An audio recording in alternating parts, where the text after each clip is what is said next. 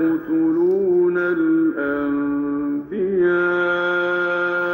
بغير حق ذلك بما عصوا وكانوا يعتدون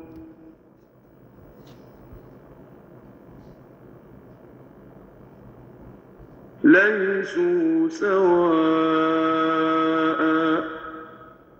من أهل الكتاب أمة قائمة يتلون آيات الله آناء الليل وهم يسجدون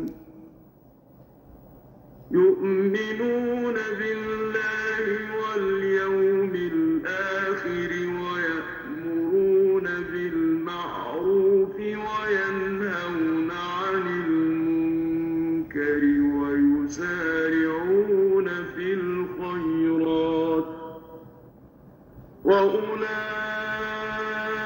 من الصالحين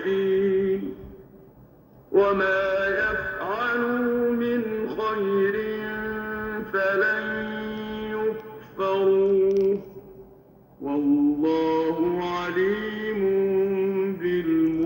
بالمتقين إن الذين كفروا لن تغني عنهم أموالهم ولا أولادهم من الله شيئا وأولئك أصحاب النار هم فيها خالدون مثل ما ينفقون في هذه الحياة الدنيا كمثل ريح فيها صر أصابت حرث قوم ظلموا أنفسهم فأهلكت وما ظلمهم الله ولكن أنفسهم يظلمون يا أيها الذين آمنوا لا تتخذوا بطانة من دونكم لا يألونكم خبالا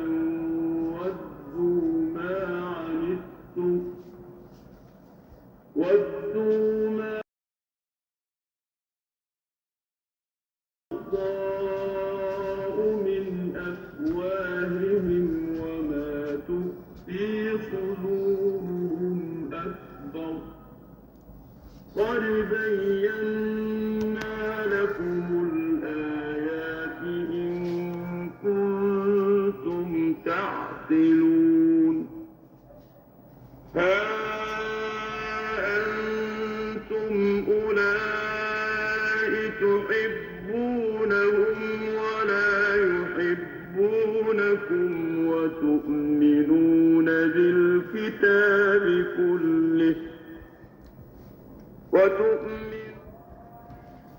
بسم الله الرحمن الرحيم. اللهم صل وسلم وبارك على سيدنا محمد. سمعنا مع بعض شوية من القرآن الكريم، ويا رب إن شاء الله كده القرآن كده ما يبقى هدى لقلوبنا ومؤمنين إن شاء الله. والحلو القرآن يا جماعة، ألا بذكر الله تطمئن القلوب. لازم الواحد يشغل القرآن في بيته عشان بيحوش الطاقة السلبية وبيجعل البيت فيه خير وبركة. وهناكي أقول لكم بسم الله الرحمن الرحيم. اللهم صل وسلم وبارك على سيدنا محمد. وبجور معاكم مدينة البتنجان الأبيض، شايفين ما شاء الله. معلش أنا مسرع الفيديو عشان الفيديو ما يطولش، فالحمد لله. والفلفل عملته قدامكم برضو زي ما انتوا شايفين. البتنجان دي بصراحة والله أول مرة أعمله حلو زي كده بصراحة يعني، وهو ما حطيتلهوش شطة ناشفة ولا حاجة. وبألف هنا وشفا علينا وعليكم. وفي خلطة متاجرة تحت المحاشي يا جماعة، لو عايزين تجيبوها جيبوها، لو مش عايزين تجيبوها مش. انا ما حطيتلوش ولا هنا غير اللي حطيت له اللي هو الشطة الحمرا ده، حطيت له حبابة قليل، قلت عشان جوزي ما يخش الباله، عشان جوزي لو كل فيها حاجة حاجة حراقة يقوم من على الأكل. وهنيتي قلت أغسل أقطع الفرخة معاكم، وغسلتها غسلة زاني بالليمون والدقيق. لازم تغسليها بالليمون والدقيق عشان زي ما انتوا عارفين الفراخ البيضة ده ما تبقى فيها برضو شوية زفار لو ما غسلتهاش كويس. انما لو غسلتها كويس بسم الله ما شاء الله الريحة والطعم. دلوقتي احنا حطينا الفراخ في الشوربة، هنسيبوها اول ما تغلي وتكشط ريمة كده. ودلوقتي هعمل بصل تاني، هعمل معاكم بصلة المحشي. بألف هنا وشوف علينا وعليكم يا رب. ان شاء الله كده يا رب تجربوا الفيديو ويعجبكم. معلش العيال لما يقفلوا ويفتحوا في الباب، وانا ديني فتحت لهم خالص عشان ما يقفلوش ويفتحوا فيه.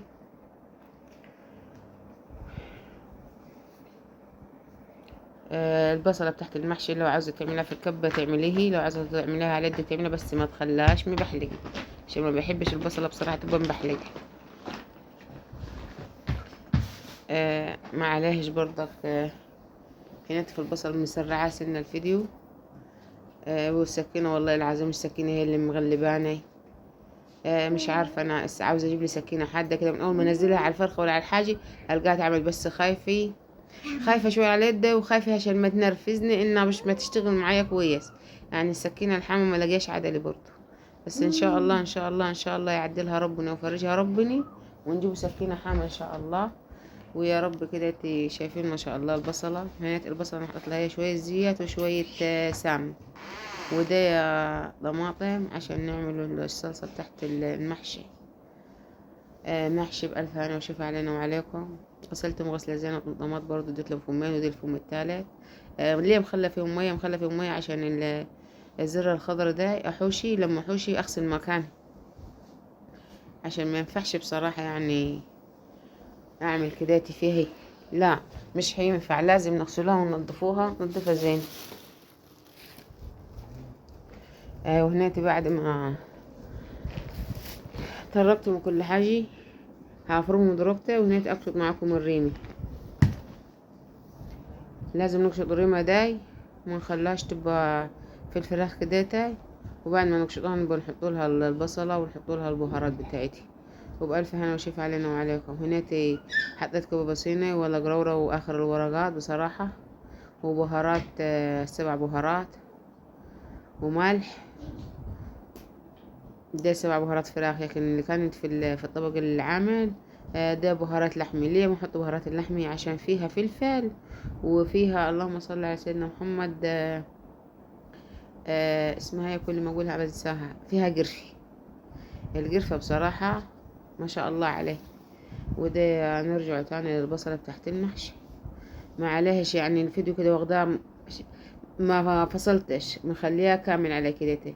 حطيت اول حاجة حلة الشوربة، وبعد ما حطيت حلة الشوربة حطيت لها هناك كم معلقتين صلصة من اللي هي صلصة تحت المحشي، زي ما انتوا شفتوها من الشفشة كب شوي عشان ما تبقاش زفرة ولا حاجة. شايفين بوريكم البصلة لونها ذهبي ازاي. بسم الله ما شاء الله يا رب قداتي يكون محشي نقلوه بالصحة والراحة علينا وعلى قلوبني. وتعال تفضلوا معاني. ولو وصلتوا معايا حد هناك اشتركوا في القناة، الله يبارك لكم عشان اكبر بكم ومعاكم. لاني بصراحة نفسي يكرمني كده ربنا ويعوضني ويكرمني كرم من عنده كده. وطبعا يا رب يكرمني بيكم ومعاكم يا اخواتي في الله ومتابعيني. وان شاء الله يا رب اكبر بيكم ومعاكم. ده هحط لها يعني بحط لها معلقة السكر عشان ما تبقاش محدقة.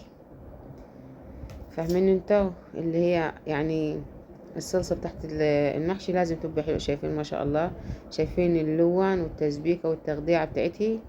بألف هنا وشفا علينا وعليكم. شايفين ما شاء الله، لازم تخلوا صلصة المحشي تنشف خالص عشان ما تبقاش فيها اي شوربة كدتي في المحشي. لا تبقى ناشفة الصلصة بتاعتي، بس مش ناشفة اللي هي الجرد تتحرق، لا ناشفة اللي هي تتشرب خالص من المية تحت الصلصة. وهنا بشوف معاكم الفراخ استوت ولا لسه. وهنا جبت رز اللي هو رز اللؤلؤة، هحط كيس يعني كيس وربع معسل. زي كده، وهشوف لو في حاجة. المحشي اللي انتوا شايفينه ده غسلته غسلة زينة على الحوض، غسلة زينة زينة كده يعني، عشان زي ما انتوا عارفين الزرع بيرشوه ويعملوه. هنا هاخد، مش هكتر، هاخد ربع كيلو بس، من يبقى هعمل من محشي كيلو وربع. شايفين؟ بألف هنا وشفا علينا وعليكم. ما تنسوش تشتركوا في القناة فضلا وليس أمرا، وتحطوا اللايك. يا رب كده يجعل لكم من كل ضيق مخرجا، ويرزقكم من حيث لا يحتسبه. هنا اللي لقيت فيه زبطاية سودي، ولازم يا جماعة الرز يتغسل زين عشان النشا اللي فيه. وهنا جبت الخضرة بتاعت المحشي اللي هي كزبرة وشبت وبقدونس. كنت عايزة اطلع من الكزبرة في الفريزر، ما طلعتهاش، وقلت خليني في الطازة دول وبدكم مرة تانية ان شاء الله. هنا وعيت لي حتة خضرة كده سودي، يعني كده حشيشة كده ناشفة، بس طلعتها. مع ان بنتي الله يبارك لها ويقف معاها في الامتحانات يا رب ويجبر بخاطرها يا رب، غسلتهم غسلة زين، بس برضو مهما كان دول هحوشهم عشان هقلب يوميا، هقلب يوم اللحمة عشان تبقى الفراخ يعني. وهتشوفون قدامكم وانا بدهنهم بيهم بالفرشة، واحط لهم هبة زيت وهبة ملح وادهنهم بيهم كده، عشان ايه؟ يدولهم طعم برضو، يعزز الطعم بتاعهم. شايفين ما شاء الله التسبيكة بتاعت المحشي خالص، تخلوها ناشفة زي كده، تبقى ألف هنا وشفا علينا وعليكم. شايفين ما شاء الله خلتها يعني، خلت التسبيكة بتاعتها خالص ناشفة. يا رب كده الفيديو يعجبكم ونور رضاكم، وتشطروا وتعملوها كده. لازم تحط شوية الملح دولي، لو عاوزة تحطي معلقة توم مهروسة حطي، لو عاوزة تحطي بصلة بشرها بالمبشرة في اللحظة دي ضربتي حطي، والله العظيم ما تخلي الطعم في حتة تاني بصراحة. وهعملها في مرة تانية معاكم، وهوريها لكم برضو، وجربوا الطعم بنفسكم. وبألف هنا وشفا علينا وعليكم، يا رب كده يعجبكم الفيديو وينور رضاكم، وبشكركم ان شاء الله. وما تنسوش تشتركوا في القناة فضلا وليس امرا، وتحطوا اللايك. حطوا اللايك بصراحة، الله يبارك لكم، عشان اللايك هو اللي بيرفع الفيديو. ونفسي بصراحة قناتي تكبر وتشاف، ونفسي ربنا يكرمني، وان شاء الله ربنا يكرمنا ويكرمكم ويكرم كل حي يا رب، ويوسع رزق كل واحد، ويعين كل واحد على مصاريف عياله. لان انا بصراحة فاتحة القناة دي عشان تبقى مصدر رزق لي ولعيالي، واساعد جوزي في مصاريف تعليم عيالي. لان انا معايا برضك يا رب يخليهم لي ويبارك لي فيهم 5 بنات ولد. وهنا لازم ترشي رشة الملح ده، لو عندك لو بتحب الشطة الناشفة حطي، لو بتحب الفلفل حطي، والكزبرة برضو. ولو عاملة الخلطة مع بعض وكزبرة وشطة وفلفل حطي، مش هتقول لا، بل بالعكس هتبقى طعمها حلو. هنا الباذنجان بعد ما قورناه اهو، شايفين لازم الباذنجان تقوريه على الاخر. والمحشي هنا بتاع الفلفل عملته خالص كله وغسلته غسلة زينة برضو. دلوقتي انا هاخد الحاجة واروح اشتغليها احشيه. بعدين حطيت سونيتاي وجمبرت، وبوريكم يعني انا حضرت كل حاجة جنبي. وهدين هوريكم الحشي. شايفين ما شاء الله، شايفين ما شاء الله التسبيكة بتاعت المحشي. بألف هنا وشفا علينا وعليكم، يا رب الفيديو يعجبكم من رضاكم يا رب. واشتركوا في القناة فضلا وليس امر، وحطوا اللايك، الله يخليكم ويبارك لكم. واتمنى كده فيديوهاتي تكبر بكم ومعاكم يا اخواتي في الله. انا ماليش حد من بعد ربنا ان شاء الله غيركم انتوا كده، انكم تشتركوا في قناتي وتكرموني، تدعموني باللايك، وتدوسوا على كل عشان كل يوصلكم كل جديد من قناة مطبخ الطيبين.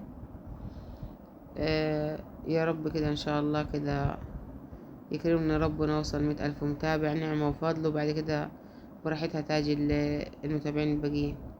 بس بصراحة نفسي يكرمني ربنا عشان اعرف اساعد جوزي، لان بصراحة 5 بنات وواد حملهم تقيل جدا ومصاريفهم كثيرة جدا، وخصوصا انهم في التعليم كمان. ومعايا بنت في 3 ثانوي، يا رب اقف معاه ويكرمه ويكرم الكل يا رب، ولد وبنت في 3 ثانوي، ويجبر بخاطرهم ويديم على كده تعبهم ومذاكرتهم ان شاء الله. شايفين بألف هنا وشفي المحشي معاكم. وهنيت انا حشيت معاكم الفلفل وريتهولكم، وهنيت هوريكم البتنجان، وبعد كده هشوفكم ان شاء الله بعد ايه ما اخلص خالص كده.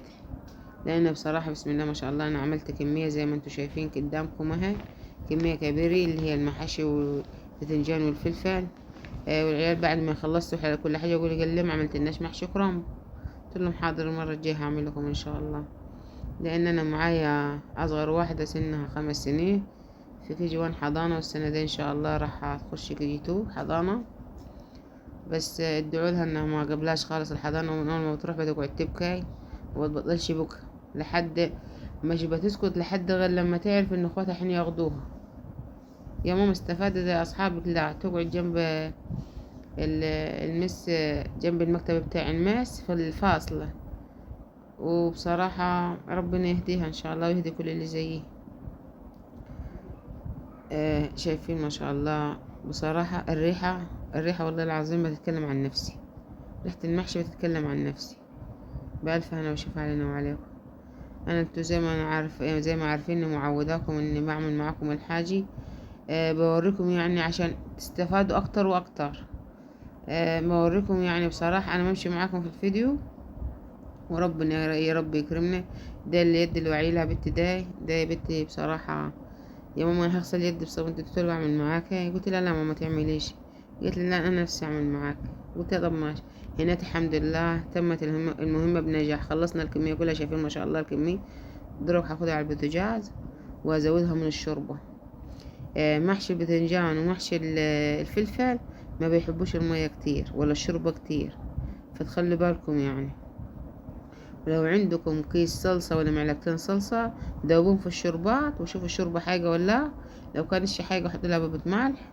لو عايزين تحطوا لها مرقة حطوا لها. والله انا ولا ما كانش عندي ولا مرقة ولا هنا.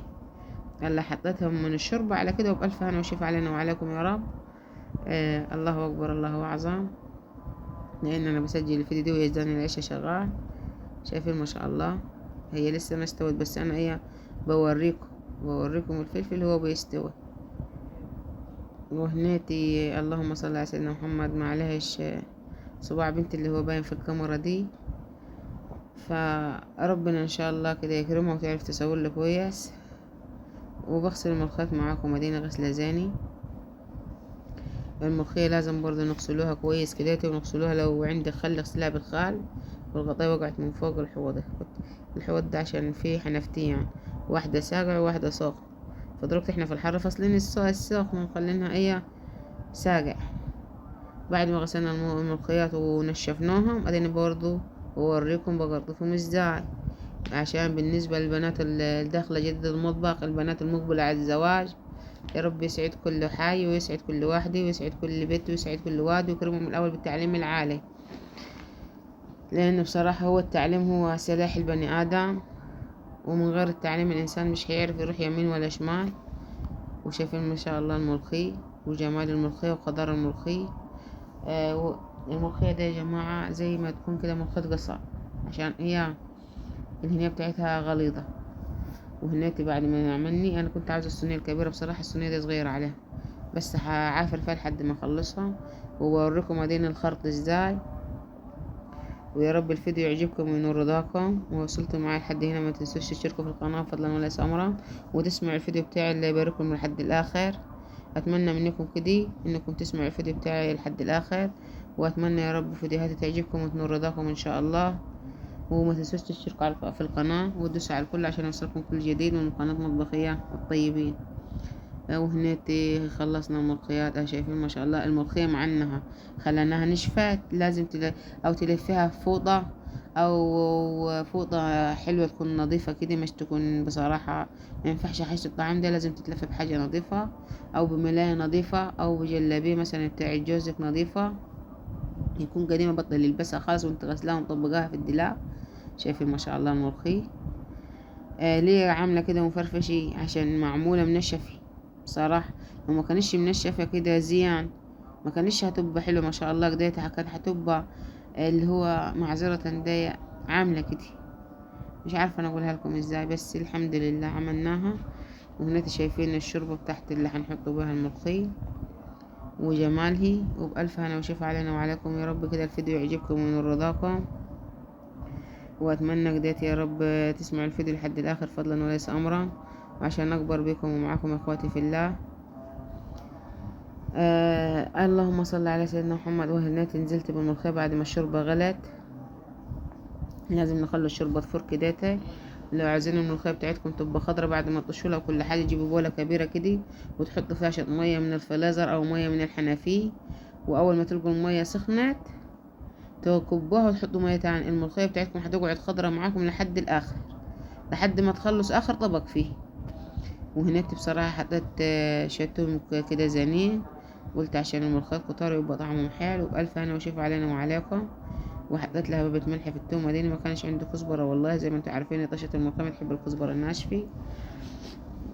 واتمنى يا رب الفيديو يعجبكم وينور رضاكم. شايفين ما شاء الله التومة والملوخية وجمال الملوخية ولا الريحة يا جماعة. بألف هنا وشوف علينا وعليكم. يا رب الفيديو يعجبكم وينور رضاكم، واتمنى لو وصلتوا معايا لحد هناك كده تشتركوا في القناة فضلا وليس أمرا. شايفين المحشي ما شاء الله وجمال المحشي ده، محشي بتنجان ومحشي فلفل.